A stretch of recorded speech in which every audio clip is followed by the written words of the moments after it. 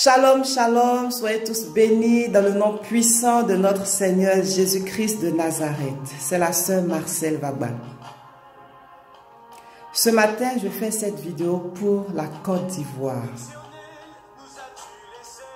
Mon frère, ma sœur en Christ qui m'écoute, es-tu originaire de la Côte d'Ivoire? Aimes-tu la Côte d'Ivoire? Si la réponse est positive, je veux t'inviter ce matin à prier pour la nation ivoirienne. Parce que le pays a besoin de prière. Le pays a besoin de prière. Ce mois est un mois décisif pour ce pays.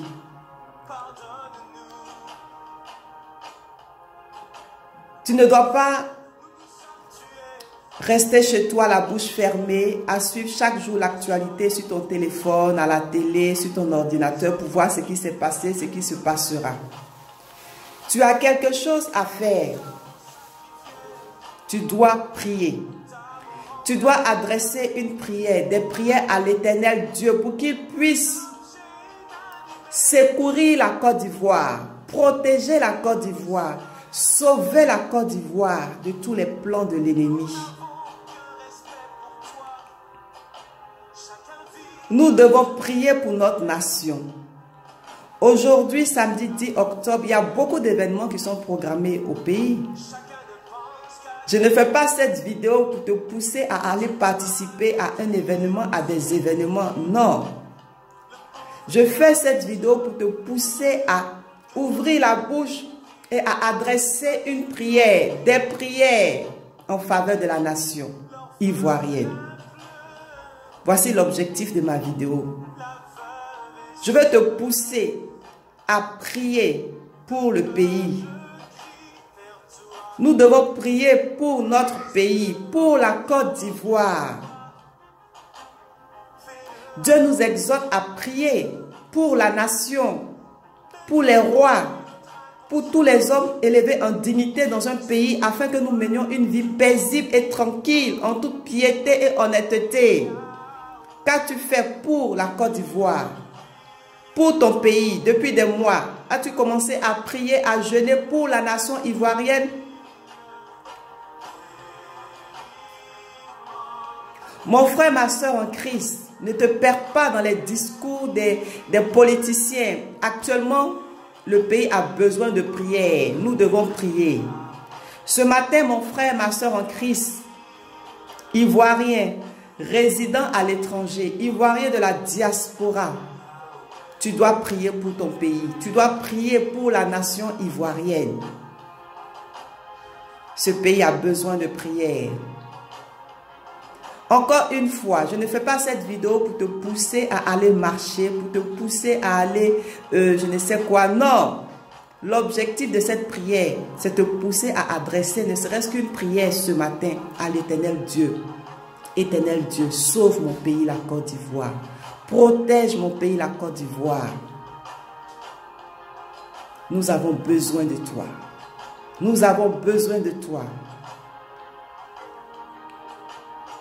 Certainement, il y a des plans, des projets, si je peux dire négatifs, qui sont prévus, qui sont planifiés en ce mois-ci. Mais parce que tu vas te lever dans la prière, parce que nous allons nous lever dans la prière, Dieu peut faire échouer tous ses plans. Oui. Dieu peut faire échouer tous ses plans. Parce que des hommes et des femmes vont se lever pour prier, pour intercéder pour la nation ivoirienne. Ne reste pas chez toi à regarder ce qui a dit quoi aujourd'hui, ce qui s'est passé. Mais prie, prie. Prie, que nous dit Dieu dans sa parole. 2 Chroniques 7 au verset 14. 2 Chroniques 7 au verset 14.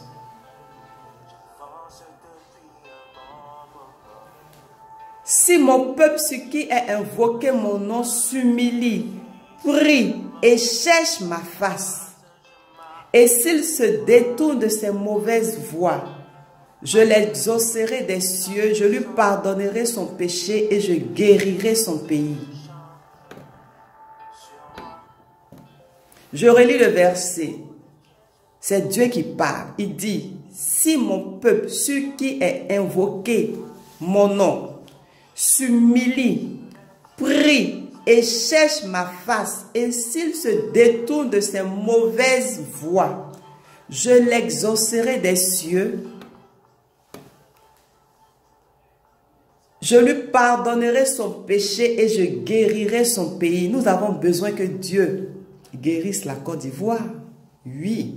Nous avons besoin que Dieu pardonne le péché de la Côte d'Ivoire, le péché de l'idolâtrie. Nous avons besoin que Dieu sauve ce pays.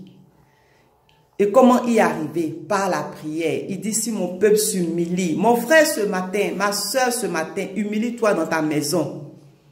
Prie, cherche la face de Dieu, crie à l'Éternel Dieu pour la Côte d'Ivoire. Et Dieu guérira notre pays. Dieu sauvera la nation ivoirienne. Nous avons des familles en Côte d'Ivoire. Oui. Si tu fermes ta bouche, qui priera pour la nation ivoirienne? Qui priera